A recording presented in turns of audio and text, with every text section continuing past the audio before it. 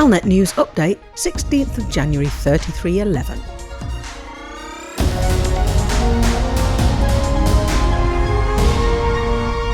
The HIP 22460 system has been declared completely devoid of Thargoids.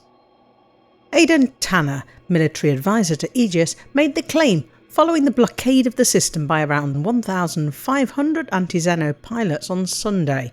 The system, in which Salvation's genocidal Proteus wave weapon was fired in August 3308, was the last remaining stronghold of aggressive Thargoids in the bubble. Following the destruction of tens of thousands of interceptors and scouts, the warlike Thargoids appear to have deserted the system, leaving it in human control. The entire HIP 22460 system and its many wreckage fields can now be safely explored. There's a new wreckage field just above planet 10b, made up of the wreckage of Thargoids defeated on Sunday.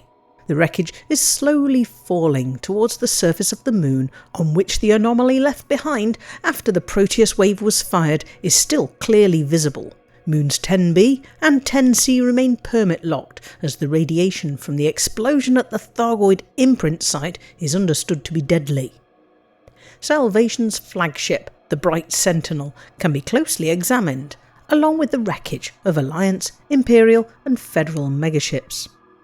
The Fort Ash site and the Black Flight megaship, the Overlook, remain as reminders of the inhumane scientific Project Seraph experiments of 3303.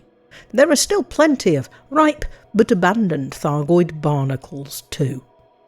Although the Thargoids that invaded the bubble have left, HIP 22460 lies inside Thargoid space, and non-hostile Thargoids are still occasionally being encountered, as they have been near the Pleiades Nebula for more than 8 years. These Thargoids are similar to human pirates. If you're not carrying anything of interest, they'll leave you unharmed.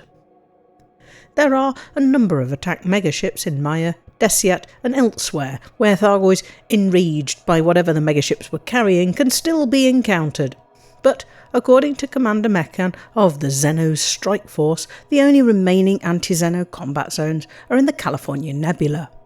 These attacks started in October 3308, 2 months after the Proteus wave was fired, but before the 8 Thargoid Titans arrived in the bubble at the head of the invasion force.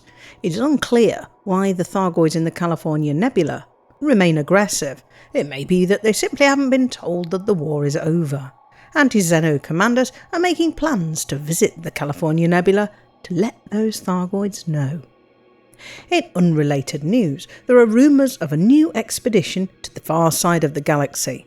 Expected to be announced on Monday next week, Distant Worlds 3 follows Eramus Kamzel's Distant Suns and the Distant Worlds and Distant Worlds 2 expeditions that were organised with the help of Dr. Kai and others.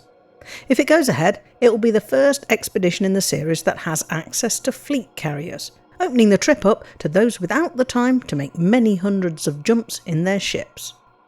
The details of the expedition are eagerly awaited.